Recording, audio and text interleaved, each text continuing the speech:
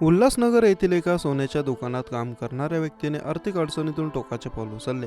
पत्नी आणि 16 वर्षीय मुलीची हत्या करत नंतर आत्महत्या केल्याची धक्कादायक घटना गुरुवारी उघडकीस आली. पवन पाहुजा असे आत्महत्या करणाऱ्याचे नाव.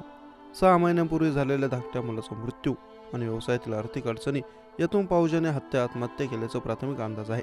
धक्कादायक म्हणजे 4 दिवसांपूर्वी लागलेल्या 10वीच्या परीक्षेत पवनच्या मुलीला उत्तम गुणही मिळाले होते.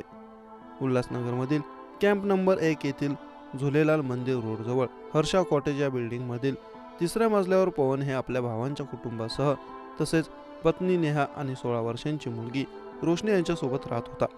रोशनी नुकतीच 10वीत चांगल्या गुणांनी उत्तीर्ण झाली होती. पवन येथील सोनार गल्लीत दागिने तयार करण्याचे काम करत होता. मात्र काही दिवसांपूर्वी ते आर्थिक अडचणीत होते. त्यातच 6 महिन्यांपूर्वी त्यांच्या लहान मुलाचे निधन झाले होते. त्यामुळे आर्थिक आणि मानसिक तणावात असलेल्या पवनने बुधवारी रात्री 1:30च्या सुमारास नेहा आणि रोशनी यांची गळा दाबून हत्या केली.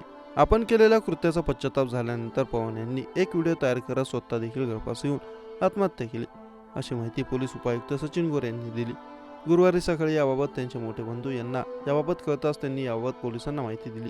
आत्महत्येपूर्वी रेकॉर्ड केलेल्या व्हिडिओमध्ये त्याने आर्थिक अडचणींमुळे आपले जीवन संपवत असल्याचे म्हटले आहे आणि या दुःखद घटनेची संपूर्ण जबाबदारी घेतली.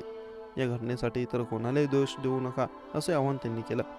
पोलीस उपायुक्त सचिन गोरे यांनी सांगितले की प्राथमिक चौकशीतून असे दिसून येते की पाहुजा आर्थिक अडचणींनी ग्रस्त होते आणि त्यांच्या डोक्यावर 15 लाख रुपयांचं खर्च होतं.